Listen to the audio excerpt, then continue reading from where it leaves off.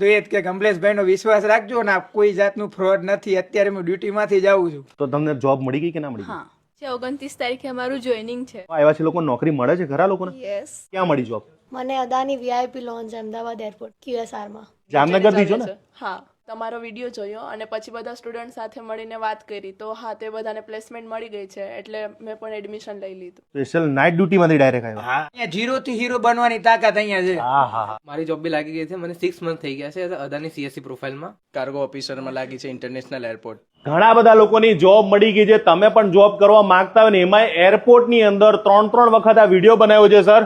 Welcome sir. Thank you. જો આપણું welcome પણ આવી રીતે કરવામાં આવે છે. Thank you sir. ये तीसरा वीडियो है जी.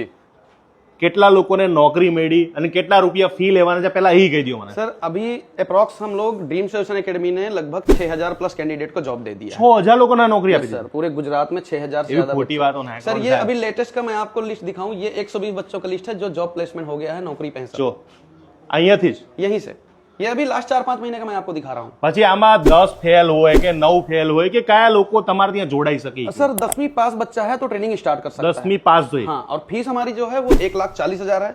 क्योंकि बच्चों के कॉल आते हैं कि सर फीस कितनी है क्या है, तो मैं पहले बता देता हूँ. फीस 1,40,000 है और 12 महीने के अंदर 100% job placement assistant on stamp paper करके दिया जाता है. અને આ તમે જે જોઈ રહ્યા છો કે આ બધા લોકોને જોબ લાગી એના ડાયરેક્ટલી ફોટા નાખેલા છે. सर इसके 10 गुना ज्यादा बच्चे हैं. हमारे पास जगह नहीं कि हम नोटिस जगह लगाएं. नहीं, हाँ. बहुत ज्यादा बच्चे हैं, 6000 बच्चे हैं जिनका फोटो लगाना है, निकालना કેવી है. રીતે તમારી સાથે જોડાઈ શકે? કયા કયા કોઈ છોકરાઓ ભેદભાવ ખરા કે આમાં કોઈ પછી કે लड़का लड़की आर्ट्स कॉमर्स साइंस कोई भी स्ट्रीम का बच्चा हो, परसेंटेज से कोई रिक्वायरमेंट नहीं है. कोई 10वीं में 2 बार फेल हुआ है, 3 बार फेल हुआ है, तो भी आगे अगर वो पढ़ाई कंटिन्यू कर रहा है तो भी वो जुड़ सकता है. उसमें कोई दिक्कत नहीं. તમારે ત્યાં આગળ ભણવા માટેનો ટાઈમિંગ ખરો કે પછી કે આખા દિવસમાં કલાક 2 કલાક કે કેવી રીતે ભણવાનું? 2 घंटे की ट्रेनिंग होती है डेली. આખા દિવસમાં? आखा दिवस मंडे टू सैटरडे एंड आप 8 से 10, 10 से 12, 1 से 3, 3 से 5, 5 से 7, 2 घंटे की ट्रेनिंग डेली. એ ગમે ત્યારે ગમે તે સમય? कोई भी એટલે આપણે કદાચ કોઈ નોકરી કરતા હોય તો એ પાર્ટ ટાઈમમાં આ કામ કરવું તો કરી શકે? कर सकते हैं सर. અને પછી કદાચ આ લોકોને નોકરી લાગે તો પૈસા કેટલા મળે? પગાર કેટલો મળે? स्टार्टिंग सैलरी जो एयरपोर्ट मैनेजमेंट का होता है वो 25-30 हजार से स्टार्टिंग होती है और जो केबिन क्रू का होता है वो 35 से 40 हजार के बीच का અને starting होता है. તમે અત્યારે ફી જે અહીંયા કદાચ સ્ટાર્ટિંગ કોઈને આવું છે કોઈ છોકરા છોકરીને તો તમે ફી કેટલી પેલા સ્ટાર્ટિંગ કેટલા લેવાના છો? अगर बच्चा सर इंस्टॉलमेंट पैटर्न पे जाना चाहता है तो 30,000 हम लोग एडमिशन फीस लेते हैं. Okay. उसका यूनिफॉर्म आईडी कार्ड ये सब जनरेट होता है एंड बाकी का जो रेस्ट अमाउंट है वो हर महीने मंथली इंस्टॉलमेंट से 8,000 10,000 वो अपने अकॉर्डिंग उसको जितना कन्वीनियंस हो मंथली पे कर सकता આ है. કોર્સ કેટલા 12 મહિનાનો 12 હોય? महीना कोर्स है सर. અને કોઈ 12 મહિના પૂરા ના કરે ને એની પહેલા પણ જોબ મળે છે? Yes sir. अगर मान लीजिए बच्चे की नौकरी, बच्चा रेडी हो गया 4 महीने में ही, 3 महीने में, 6 महीने बच्चा रेडी हो गया, नौकरी लग गई, तो उसका जो भी पेंडिंग अमाउंट है 60,000 70,000 वो फिर उसको एक साथ दे देना होता है 3-4 दिन के अंदर. બરાબર. અને નોકરી મળી જાય? नौकरी 100%. आज तक कोई एक बच्चा आपको नहीं बताएगा कि हमको नौकरी नहीं मिली. Dreams aviation academy. હા, એ જગ્યાએ કોઈને જોબ ના મળી એવો એક જણા કોમેન્ટ કરીને મને બતાવજો. यस. જો આ એ લોકોને આખી એક ઓફિસ છે, આખું પ્લેન બનાવ્યું છે.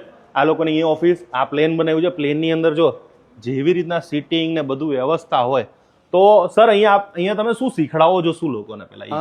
सर यहाँ पे हम सबसे पहले बच्चों को कम्युनिकेशन स्टार्ट कराते हैं. एविएशन से रिलेटेड हमारा 90% फोकस जो होता है वो एविएशन होता है. अच्छा. हॉस्पिटैलिटी में हम ज्यादा इंटरेस्ट नहीं रखते हैं. Only aviation, airport management, cabin crew या फिर एयरपोर्ट मैनेजमेंट. बराबर. यानी एयरपोर्ट पे जैसे रिजर्वेशन हुआ, बोर्डिंग मेंटेन करना, पासपोर्ट चेकिंग, कस्टमर हैंडलिंग, ये सारा काम जो होता है, कार्गो डिपार्टमेंट है, रैंप ऑफिसर है, ये सब एयरपोर्ट मैनेजमेंट में आता આની જરૂરિયાત તો વધતી જવાની કે है. ઘટવાની? बढ़ती जाती सर. एविएशन इंडस्ट्री कभी नहीं बंद होने वाली. એ ક્યારે બંધ થાય? कभी नहीं.